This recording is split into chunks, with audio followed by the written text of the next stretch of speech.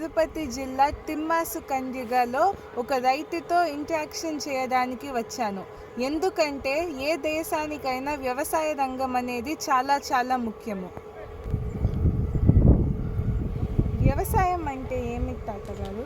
వ్యవసాయం అంటే వరి నాటుకోవటం, దానికి ఎరువులు మన గేదెల ఎరువులు తోలుకుంటే తక్కువ పెట్టుబడితో ఇది అవుతుంది.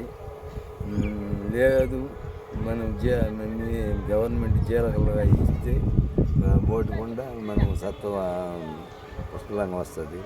ఆ ధాన్యం పండించి మనం అమ్మితే లక్షల మందికి మనం సదుపాయం చేయొచ్చు. వ్యవసాయం వల్ల లాభాలు ఏమిటి? లాభాలంటే మన కష్టం, మనం ఎంత కష్టపడితే అంత ఒక రూపాయి ఉంటుంది. కష్టపడకుండా పండిపోద్దులే అని అనుకుంటే మనం నష్టపోతాం అంతే. వ్యవసాయం చేయడం వల్ల ఏమన్నా నష్టాలు వస్తాయా? వస్తాయి. ఏదన్నా ఈ సంవత్సరం దెబ్బతింది, తెగుళ్ళు అని అవన్నీ అటువంటిప్పుడు నష్టాలు వస్తాయి. మనం దానికి గవర్నమెంట్ ఏదన్నా సబ్సిడీలు ఇస్తూ ఉంటే లోన్లు, వాటి ద్వారా మనం ఇదవుకోవచ్చు.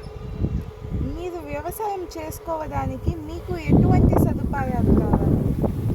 మాకు వాటర్ ప్రాబ్లం, చాలా మందికి వాటర్ ప్రాబ్లం అని ఇప్పుడు నా బోటోళ్ళకి ఉన్నాయి, తోలుకుంటారు. లేని వాళ్ళు చాలామంది ఉన్నారు. అలాంటి వాళ్ళకి సబ్సిడీలో లోన్లు ఇస్తే వాళ్ళు లైన్ వేసుకొని వాళ్ళు పండించుకుంటారు.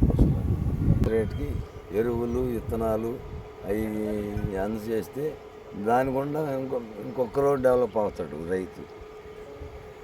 నాలాంటి రైతులు ఊళ్ళో చాలామంది ఉన్నారు. వాళ్ళనంతా మీరు మీ సదుపాయం అందిస్తే వాళ్ళు బాగుపడే సూచనలు ఉన్నాయి.